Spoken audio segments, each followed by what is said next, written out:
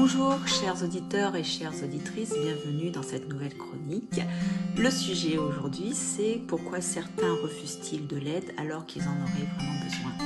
Je trouve que c'est vraiment déroutant de voir quelqu'un souffrir et de voir qu'il va refuser l'aide qu'on lui tend. Donc on va proposer, insister et en face on a un non, un refus, peut-être parfois même un rejet. Donc la question qui est là pour moi, c'est pourquoi refuser ce qui pourrait justement soulager.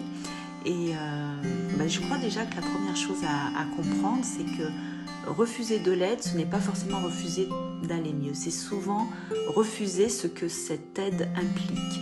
Parce que accepter de l'aide, c'est reconnaître qu'on ne va pas bien. Et pour certaines personnes, je pense que c'est vraiment déjà très compliqué parce que ça va toucher à l'image de soi, à la peur d'être perçu comme faible. Dans cette société où l'on valorise plutôt l'autonomie, la performance, ça peut être vécu comme un échec. Il y a aussi, je crois, la peur de la dépendance, parce que accepter de l'aide, c'est peut-être ouvrir une relation où on se sent redevable, où on va perdre une forme de contrôle. Alors pour ceux qui ont été vraiment blessés dans les liens, peut-être trahis déjà, ça peut être très insécurisant. Alors à ce moment-là, refuser de l'aide, c'est quand même paradoxalement une manière de se protéger. Il y a toutes les expériences passées, peut-être qu'on a déjà demandé de l'aide et que ça n'a pas été entendu, ou que ça a été jugé, minimisé. Donc on peut sentir inconsciemment que ça ne sert à rien. Alors pourquoi accepter de nouveau ? Le refus, c'est une stratégie en fait, c'est une façon d'éviter une nouvelle déception.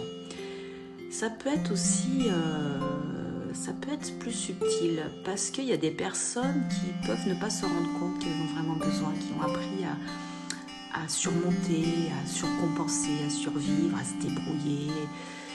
Et cette posture, elle devient une normalité. Donc non, j'ai pas besoin d'aide en fait. Pourquoi demander de l'aide ? C'est une option qui n'existe même pas. Et puis il y a aussi, la honte. Une honte silencieuse, celle de ne pas y arriver, de ne pas être comme il faut, de se sentir défaillant. Alors on va se cacher et on va pas saisir cette main tendue. Voilà, c'est... je crois, derrière tout ça, accepter de l'aide, c'est aussi accepter de changer. Et changer, ça peut aussi faire peur.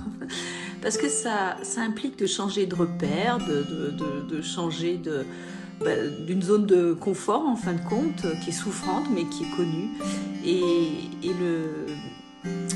C'est pas rien, donc derrière tout ça, j'entends que c'est pas une mauvaise volonté, que c'est pas plus de l'orgueil, c'est surtout une tentative de rester soi, de rester en sécurité comme on peut, comme on pense que ce soit le mieux. Et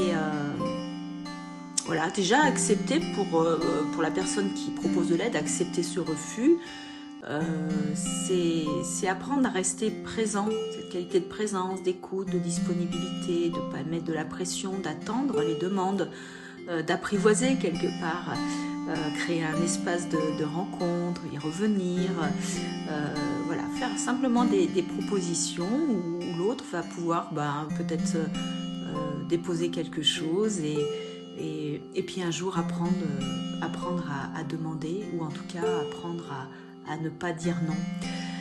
Voilà pour aujourd'hui et à très vite pour une nouvelle chronique.